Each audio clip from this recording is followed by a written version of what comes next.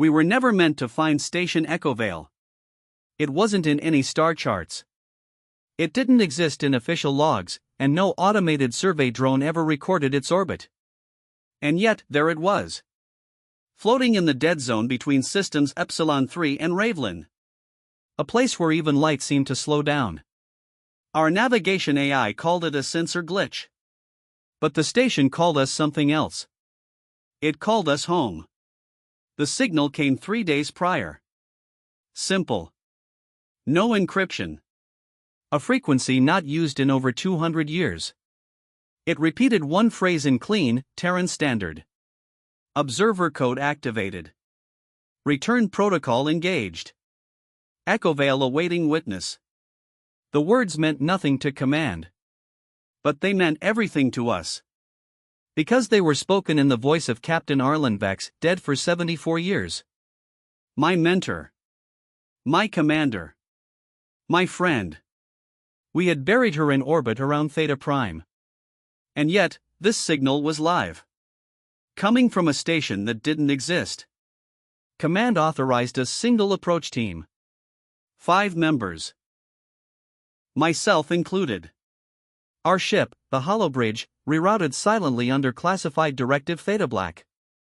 No broadcast. No return signal. Just dark flight across dust fields and forgotten corridors of mapped space. No beacon. No AI tether. We weren't meant to be followed. When we arrived, the station powered up before we hailed. Its shape was unnatural, like a fractured disk, spinning slowly, with no visible engines or docking ports. Pieces of it floated, unconnected, yet orbiting a stable center. Gravity behaved like it was being negotiated with, not enforced. And yet, we boarded. The airlock opened as we neared.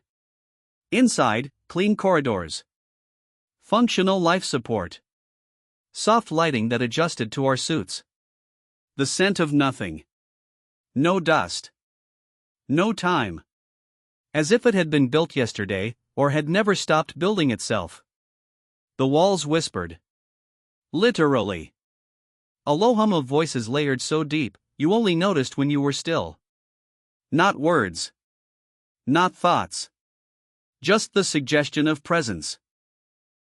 Observer protocols began activating one by one as silent logs, autotranslators, neural dampeners. The AI on our ship disconnected without warning. And our memories shifted. We started to remember things that hadn't happened yet. A room we hadn't entered. A phrase we hadn't heard but somehow feared. Rin, our linguist, was the first to stop. She stared at a blank wall and whispered, "It's watching." "What is?" I asked. She didn't move. Us. Through time. The lights blinked. Not flickered, blinked. As if the station was awake. We had triggered something ancient. Not technology. Not trap. Something waiting to be seen. And all we had to do now was watch back. We moved through the station in silence, though our boots made no sound on the floors. It wasn't that the material was soft, more like the surface refused to acknowledge our presence. Echovale wasn't just empty. It was aware of us. Not watching like a camera, but remembering us as we moved, cataloging every blink, every heartbeat. The deeper we went, the less it felt like we were exploring. It felt like we were being reconstructed. The corridors were all the same width, the same soft curvature, the same pale glow with no visible light source. Every 30 meters, the walls displayed a shifting shape, not text, not images. Just patterns. Spirals. Lines. Sometimes fractals that moved when you weren't looking. We passed a door that wasn't there until we remembered it. Literally. Rin stopped, looked left, and said, "There should be a junction here." And just like that, it appeared. The station bent to us. Or maybe we bent to it. We entered a circular chamber with no roof. The stars above were wrong. No constellations we recognized. No planetary drift. Just fixed points in a sky that felt closer. Like the dome wasn't a window, but a recording.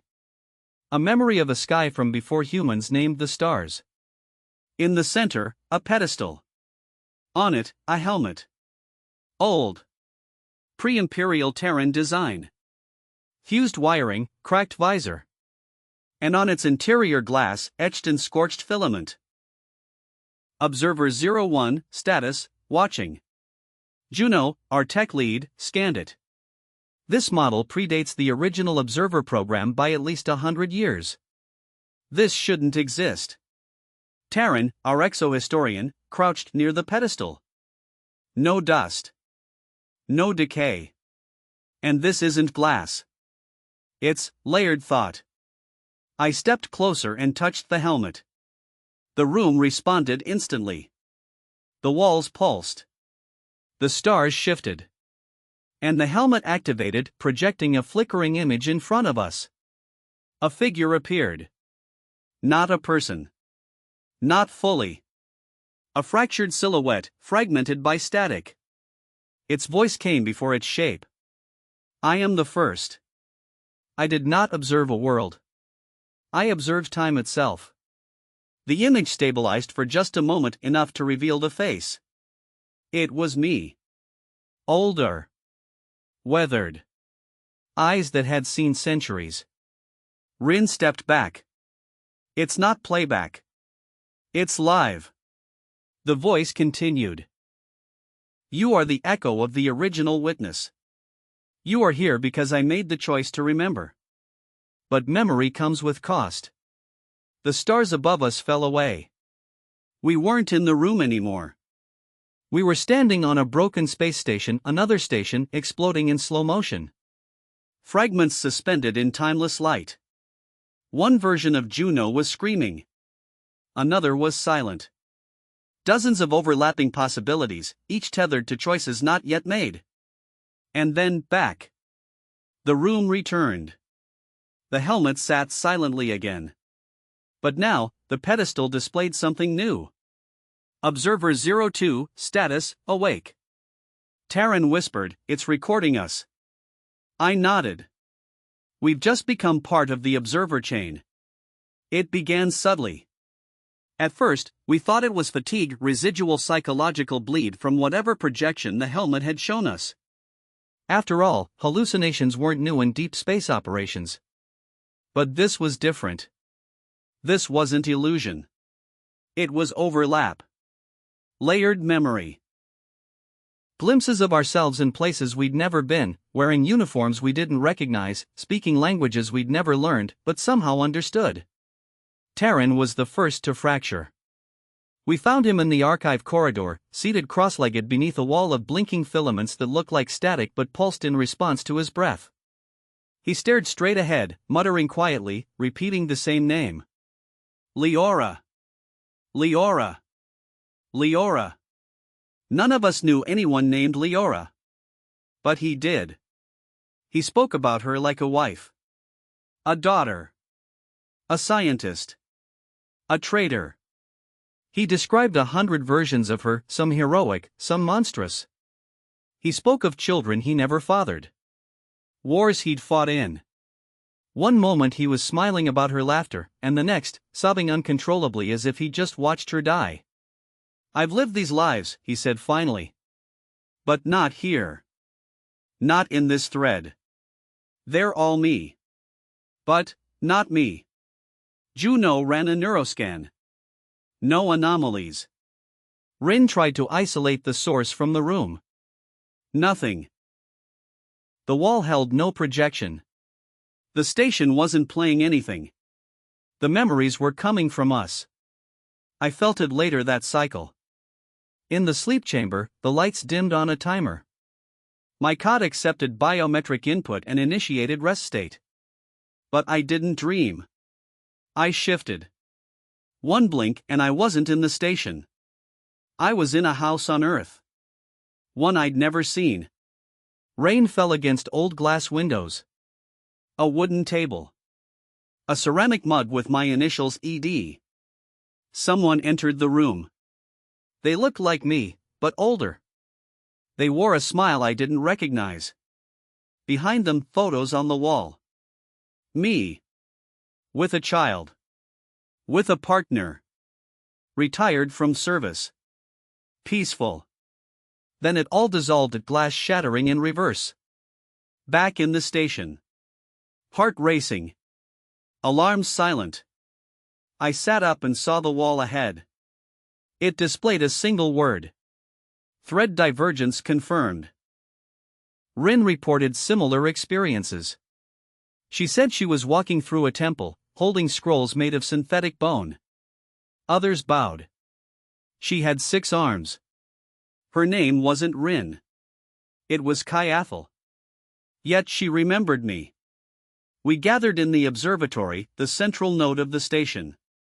A perfect black sphere hovered above a circular dais, spinning slowly.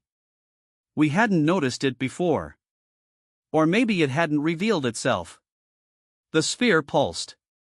And we heard the voice again. Observation is a mirror. What you see, sees you. The more you remember, the more you fragment. Choose carefully what you carry. Juno stepped forward. What are we being shown? The voice responded, calmly. You are not being shown anything. You are remembering possibilities. You are now part of the observer chain. Each of you is a fork in causality. Terran stood, trembling. They're not visions. They're lives we abandoned. The station is giving them back. Rin touched the black sphere. Why? And the voice replied. Because memory resists collapse. And something is coming that wants to erase it all. The sphere pulsed again. Once. Then twice. On the third pulse, the lights in the observatory vanished. We stood in darkness, real, absolute. Not the absence of light, but the presence of something else. A pressure behind the eyes. A coldness behind thought. A silence so deep it screamed. Then the voice returned. But it wasn't from the sphere. It came from within us. Null vector event detected. Chronoconvergence, 0.7 standard cycles. Prepare memory vaults. Juno staggered backward. What the hell is a null vector event? Terran looked pale. I've read that term once. In a forbidden archive. Null doesn't mean void. It means erasure. The total collapse of probability. When it arrives, memory ceases to exist. Not forgotten, never happened. Rin looked at me, her voice shaking. That's what Echovale is doing. That's why the observer chain exists. It's preservation. Against the null. The lights returned slowly, not as before, but different. The observatory now showed a projection in mid-air, a map of time. Not space, not stars, decisions. Branches. Fractals. Lives. All interconnected. You could see where timelines splintered, where moments created echoes. Each branch bore a name. Some in languages we couldn't read. Others, ours. Mine, Elian Dax. Dozens of lines extended from it. Lives I had never lived, but somehow remembered. Some ended in peace. Some in fire. One just ended. No cause. No fade. Just cut off. Deleted. A red line pulsed from the edge of the map inward, consuming timelines as it moved. One by one, branches blinked out. The null is not a weapon, the voice said. It is the forgetting. Not decay. Not entropy. It is the final silence. The sphere split in two, revealing a core of spinning code glyphs etched in time itself. We were seeing the observer code, unfiltered. You were chosen because you were remembered. You existed across multiple probability fields. Now you must.